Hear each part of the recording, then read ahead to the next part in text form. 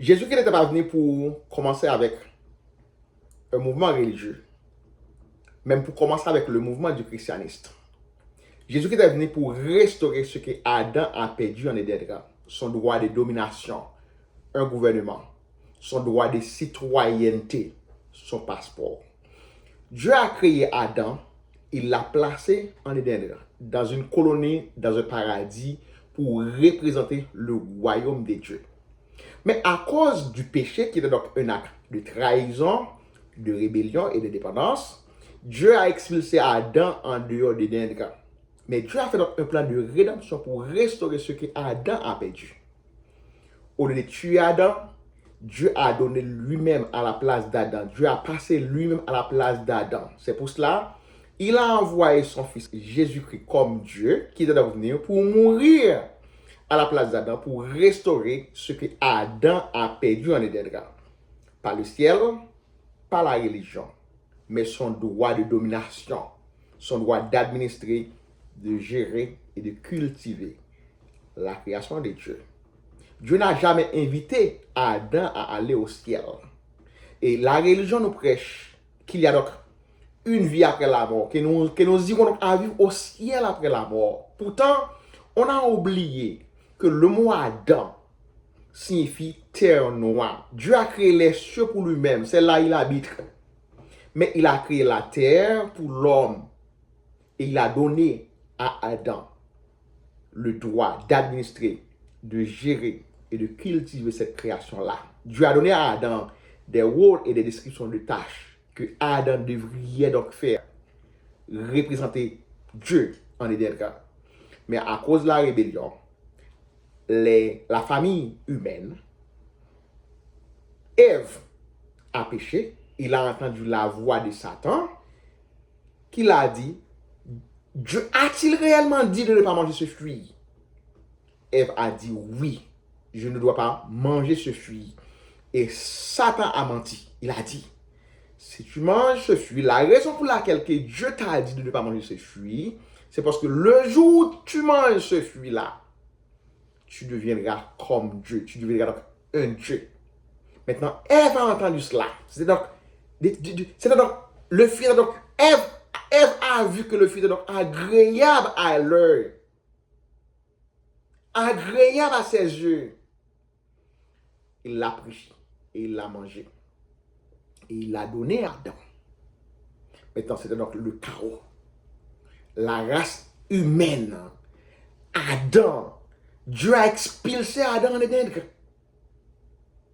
Au lieu de devenir un Dieu, maintenant, la première famille humaine, réalisait qu'ils étaient donc tous nus. C'est pour ça que Dieu a fait donc un plan de rédemption pour restaurer ce que Adam a perdu. Il a envoyé son fils Jésus. C'était donc Dieu qui était venu lui-même. Au lieu de tuer Adam, au lieu de crucifier Adam, il a envoyé lui-même. Il était venu. C'est pour ça que Dieu a fait donc un plan de rédemption pour venir et restaurer ce que Adam a perdu. Le message de Jésus est donc un message du royaume, un message de restauration, un message de salut. Parce que c'est ce que Adam a perdu. Pas le ciel, pas la religion. Mais en Éden, Adam a perdu son passeport, son droit de citoyenneté dans l'ambassade d'Éden. Maintenant, c'est pour cela, Jésus-Christ est venu, dans Matthieu chapitre 4, verset 17, il a prêché un seul message, qui est donc le message du royaume.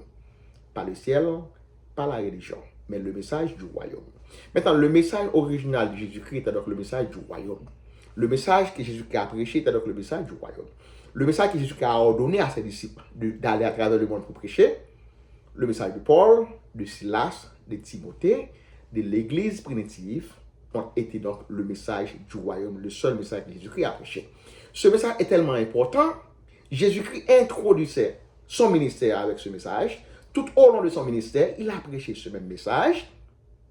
Après sa mort et sa résurrection, il continue à prêcher ce même message. Et avant d'aller au ciel, il a donné il a donné la mission, il a donné le mandat à ses disciples pour aller à travers les nations, pour prêcher un seul message.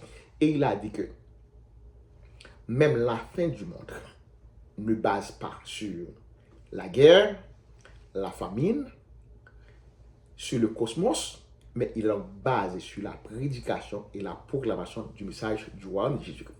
C'est pour cela, je ne prêche pas les miracles, l'émotion, la sensation, ou un évangile basé sur la célébrité, ou un évangile basé sur la prospérité.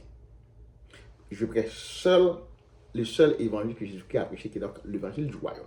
Maintenant, les miracles, les bénédictions étaient donc des preuves et des évidences qui montrent que le royaume est maintenant arrivé. Parce qu'il y a pas mal de prophètes dans l'Ancien Testament qui ont prophétisé sur l'avenir du Messie, de Jésus-Christ, pour restaurer ce qui a perdu.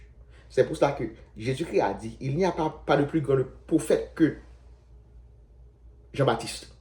Parce qu'il a vu Jésus-Christ comme le Messie, parce que Jean-Baptiste vivait entre l'ancienne alliance et la nouvelle alliance, entre l'Ancien Testament et le Nouveau Testament. C'est pour cela, cette étude biblique est donc un appel à la reconstruction théologique, parce que le message que Jésus-Christ a prêché est perdu dans la transmission et de la prédication de certaines églises modernes. So, je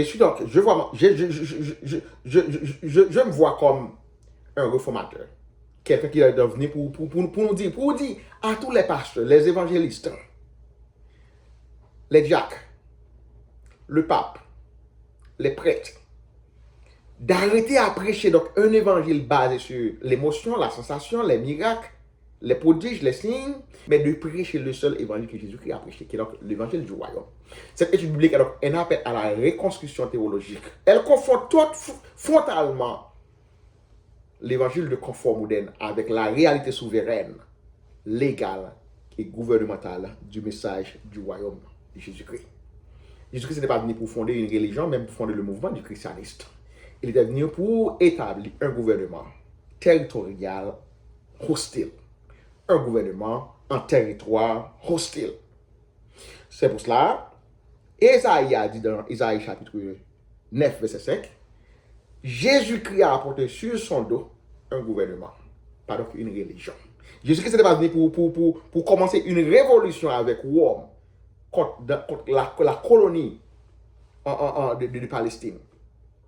Malgré Rome occupait la Palestine, tout le temps, pendant le temps que Jésus-Christ était donc venu, comme le Messie, ok?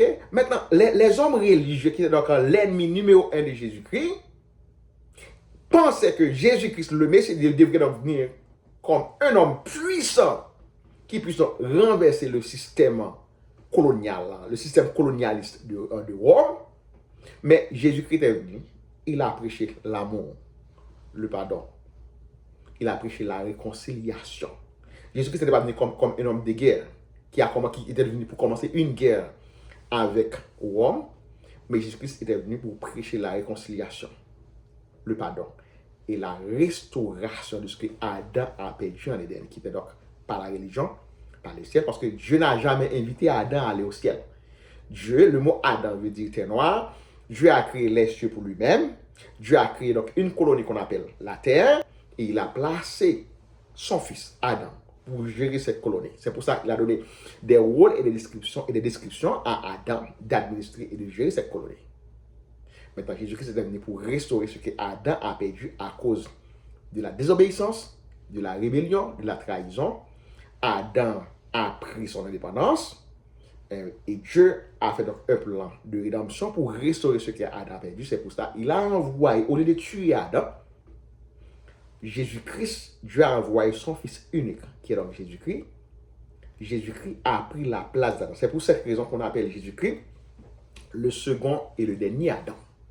Maintenant, dans l'évangile de Matthieu, chapitre 4, verset 17, okay, Jésus-Christ a dit, dès lors, Jésus-Christ commence à prêcher et a dit, répentez-vous car le royaume des cieux est proche. Maintenant, le mot que Jésus a utilisé, c'est le mot métanoïa, qui veut dire changer d'allégeance, de système et de gouvernement. Ça n'a rien à voir avec la religion.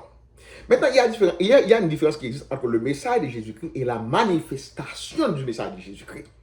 Jésus-Christ n'a jamais prêché les miracles. Il a prêché le royaume. Maintenant, les miracles sont donc des preuves et des évidences qui montrent que le royaume est maintenant actif sur la terre.